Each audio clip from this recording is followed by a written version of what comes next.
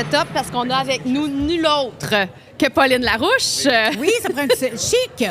Ben, ça prend un allure chic. Et Pauline, tu es la fondatrice de Sherbrooke t'embauche un coin. Exactement. Mais c'est né comment, Sherbrooke t'embauche un coin? Ça fait quelques années quand même. 12 ans, 12e édition. Ben oui. Année. C'est né, tu sais, quand même, maintenant, j'ai fait la fête des vendanges pendant ça, à peu près une dizaine d'années, 9, 10, je me souviens plus trop, ça fait tellement longtemps. Et ensuite, j'avais vraiment, sous mon frigidaire, là, l'idée de faire un événement gastronomique. C'est un peu ce que je voulais faire à Magog, finalement. OK. Puis ça, à Magog, c'était comme moins, ça rentrait un petit peu moins dans leur philosophie. Et puis, chemin faisant, j'ai croisé Lucie Pelletier, qui était à TVA à ce moment-là. Puis j'ai dit, moi, j'ai un super projet. On était au spa. C'est le même que ça a passé. C'est le même que c'est parti. C'est parti dans un spa. Oui, c'est parti dans un spa. Oui, tous les deux, tranquille. Puis j'ai dit, moi, je veux vraiment faire un événement gastronomique. Elle dit, j'embarque. Oh, c'est de même que ça super. a commencé. Fait qu'on a pendant presque, je dirais, 1 an et demi tergiversé, travaillé sur les programmes, rencontrer les gens, la ville, les commanditants, les partenaires, exactement. Après 1 an et demi, on a accouché d'un événement. Ben oui. Puis, ça fait 12 ans maintenant. Fait que c'est comme ça que c'est arrivé, mais je le rêvais depuis longtemps. J'adore la gastronomie. J'adore la cuisine en particulier. C'est une passion pour moi. J'aime recevoir. Ben oui. Pour moi, la cuisine, c'est autour de l'amour.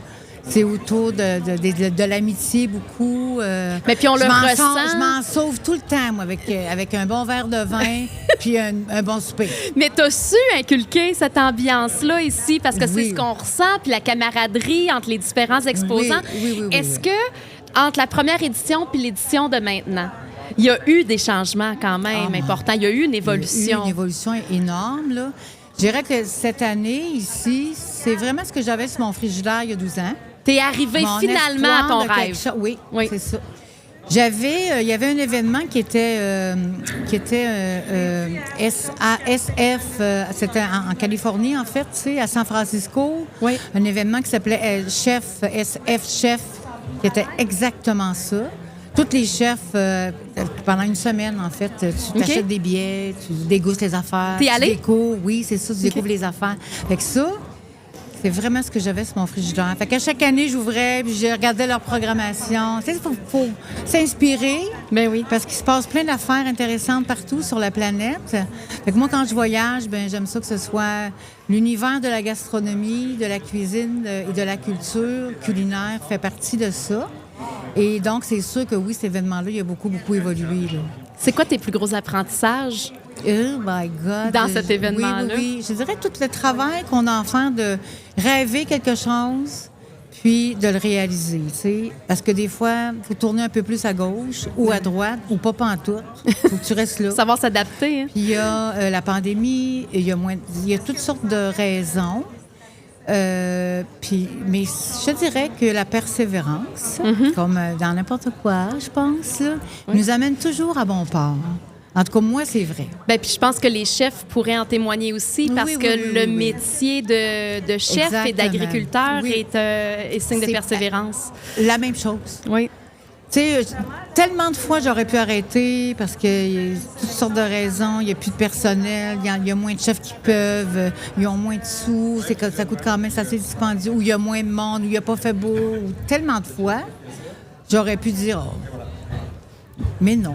Cette persévérance-là paye aujourd'hui parce que c'est connu, le festival est connu, les gens l'attendent, les gens sont heureux et les chefs, ce qu'ils témoignent, c'est que c'est un événement extraordinaire. Tu as su mettre en place, Pauline, quelque chose qui va rester et qui est marquant. Oui. La table est mise pour grandir encore parce qu'ici, c'est le début de ce rêve-là qui, d'après moi, peut vraiment grandir encore plus. Parce qu'on va vraiment développer beaucoup la gastronomie, la cuisine, le savoir-faire, à travers aussi ce qu'on fait là, en fin de semaine, les balados. J'ai le goût de connaître leur savoir-faire, de rencontrer le comment du pourquoi ils choisissent tel producteur.